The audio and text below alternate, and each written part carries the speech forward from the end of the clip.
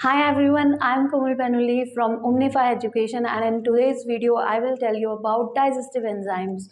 So digestive enzymes are proteins that break down large molecules present in our food into smaller molecules so that nutrients can be easily absorbed by our cells. यानी कि digestive enzymes ऐसे protein molecules होते हैं जो हमारे food में present जो larger molecules होते हैं उनको सिंपल मॉलिक्यूल्स में कन्वर्ट करने का काम करते हैं। इसलिए होता क्या है कि हमारी जो बॉडी है वो डायरेक्ट फूड को एब्जॉर्ब नहीं कर सकती है, जो भी खाना हम खाते हैं उसको डायरेक्ट वो एब्जॉर्ब नहीं कर सकती।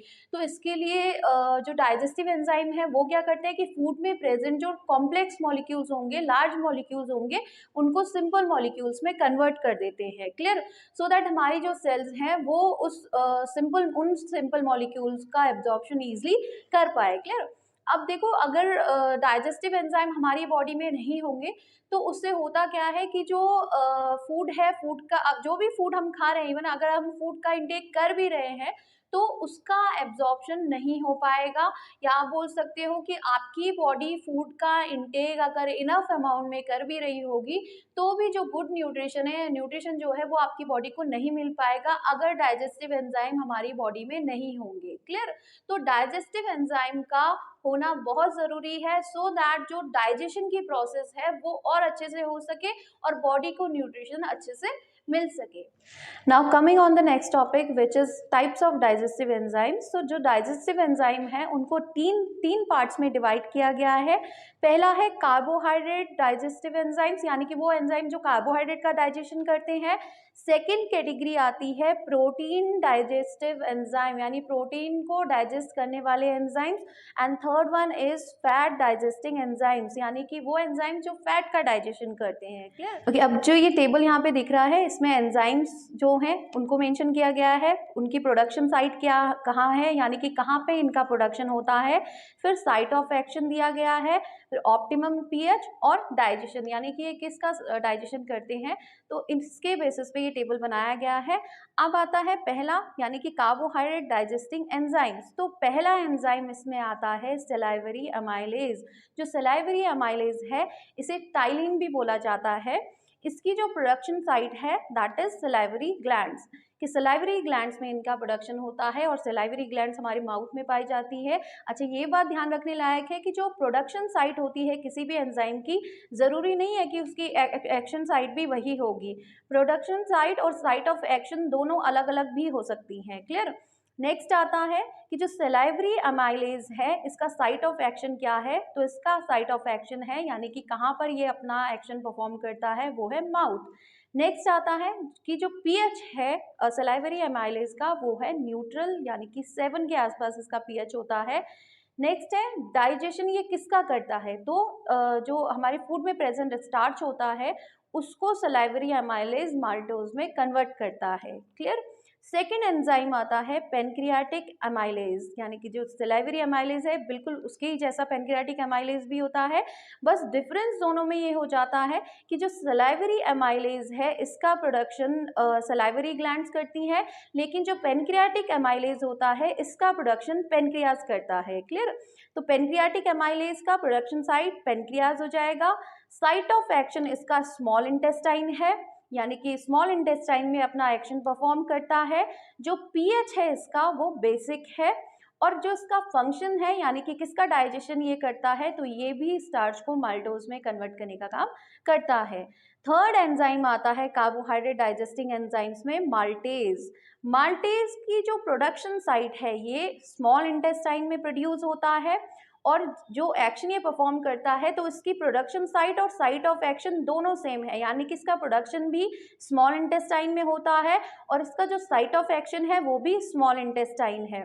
इसका जो पीएच है वो भी बेसिक होता है, और जो फंक्शन है माल्टेज का, ये माल्टोज को ग्लूकोज और गैलेक्टोज में कन्वर्ट करता है। सी, जो माल्टोज है ये एक डाइसैकेराइड है, जैसे स्टार्च एक पॉलीसैकेराइड है। पॉलीसैकेराइड मतलब कि ये बहुत सारे जो मोनोसैकेराइड्स है उनसे मिलकर बना होता है, इसीलिए ये एक कॉम्प्लेक्स मॉलिक्यूल है। तो माल्टोज क्या है, माल्टोज डाइसैकेराइड है, ये भी एक कॉम्प्लेक्स मॉलिक्यूल की कैटेगरी में आता है। तो माल्टेज क्या करता है, माल्टोज को ग्लूकोज और गैलेक्टोज में में कन्वर्ट करता है। नेक्स्ट एंजाइम आता है लैक्टेज। सी लैक्टेज क्या है कि लैक्टेज, अगर हमारे फूड में लैक्टोज प्रेजेंट है तो उस लैक्टोज को डाइजेस्ट करने का काम करता है लैक्टेज। लैक्टेज का भी प्रोडक्शन साइट और साइट ऑफ एक्शन दोनों सेम है, यानी कि ये स्मॉल इंटेस्टाइन में प्रोड्यूस होता है और जो इसकी फंक्शनिंग है वो भी स्मॉल इंटेस्टाइन में होती है। इसका पीएच भी बेसिक होता है।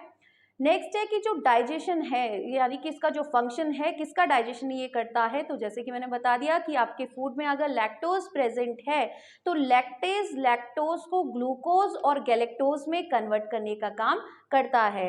Now the next point is protein digesting enzymes. Protein digesting enzymes की कैटेगरी में 3 एंजाइम्स आते हैं।